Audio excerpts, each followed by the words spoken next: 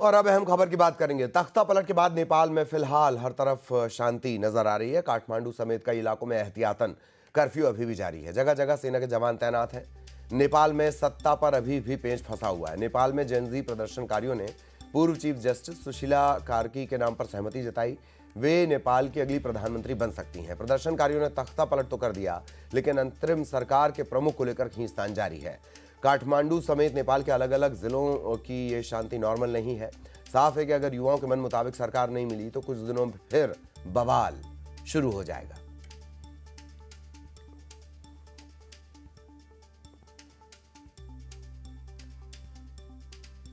नेपाल हिंसा ने देश की अर्थव्यवस्था को गहरी चोट दी है। प्रदर्शनकारियों ने काठमांडू के सबसे ऊंचे 5 स्टार हिल्टन होटल में आग लगा दी।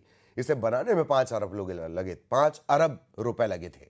पिछले साल ही ये होटल तैयार हुआ था। नेपाल को अंतर्राष्ट्रीय पर्यटन के नक्शे पर अलग पहचान दिला रहा था। बीमा कंपनियों का अनुमान है कि कुल क्लेम लगभग 31 अरब रुपए तक जा सकता है, जो 2015 के भूकंप के नुकसान से 3 गुना ज्यादा है।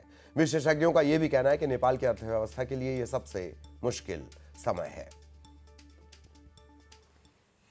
नेपाल के तत्कालीन प्रधानमंत्री ओली के खिलाफ जिस तरह से जो लोगों का गुस्सा जब वो सड़कों पे आया करप्शन और बेरोजगारी को लेके, तो आप देख सकते हैं जो नेपाल का सबसे ऊंचा होटल हिल्टन है उसका मंजर क्या है, पूरी तरह से जल के राख हो चुका है। ये कई अरब में इस होटल को तैयार किया गया था। कई साल लग गए थे जब ये होटल तैयार हुआ। करीबन 1.5 साल पहले बताया जाता है ये होटल बन के तैयार हुआ था। कोविड के वक्त भी इसमें लगातार जो निर्माण कार्य है वो चल रहा था। नेपाल की एक तरीके से सांस्कृतिक इसमें झलक जो है वो देखने को मिलती थी। इसमें अंदर कई तरह के जो हैं वो ऐसे उपकरण लगाए गए थे ताकि जो लोग यहाँ पर रहने आए तो उन्हें एक अच्छी ज़िंदगी का अनुभव हो। तो आप देख सकते हैं ये हिल्टन होटल जिसका क्या हाल हो रखा है। ये करीबन 15 से 16 फ्लोर का ये पूरा होटल है। करीबन 150 से ज़्यादा कमरे इसके अंदर थे, जिसमें कई स्वीट थे और वीवीआईपी कमरे भी इसके अंदर थे कई सारे। और आप देख सकते हैं पूरी तरह से जल के ये राख हो चुका है। जैसा कि मैं आपको बता रहा हूँ कि कई अरब रुपए लगे इस होटल को बनाने में। जाहिर तौर पर जो आर्थिक रीढ़ की हड्डी है वो भी कहीं ना कहीं टूटी है नेपाल की। और जिन लोगों ने इस होटल का निर्माण कराया था, तो ये होटल आप देख सकते हैं पूरी तरह से जल के राख हो चुका है। ये नेपाल का सबसे ऊंचा और सबसे आलीशान होटल हिल्टन है, जिसका क्या मंजर रहा होगा आप देख सकते हैं जब इसको आग के हवाले किया गया। ये इसका मेन एंट्री गेट है और यहाँ पर पुलिस हेडक्वार्टर है। इस तरफ आप देख सकते हैं यहाँ पे पूरी बैरिकेडिंग कर रखी है और अभी यहाँ पर जो इलेक्ट्रिसिटी वगैरह लगाने का काम है वो लगातार जारी है। जेनजी के आक्रोश की आग में नेपाल के अरबों की संपत्ति स्वाहा हो गई। लगभग 3 करोड़ की आबादी वाला ये देश इससे कैसे उबरेगा, यह अभी सोच पाना मुश्किल है। नेपाल का ये राष्ट्रपति भवन जिसे प्रदर्शनकारियों ने आग के हवाले कर दिया था, वहां पर देर रात तक बैठकों के दौर चल रहे हैं।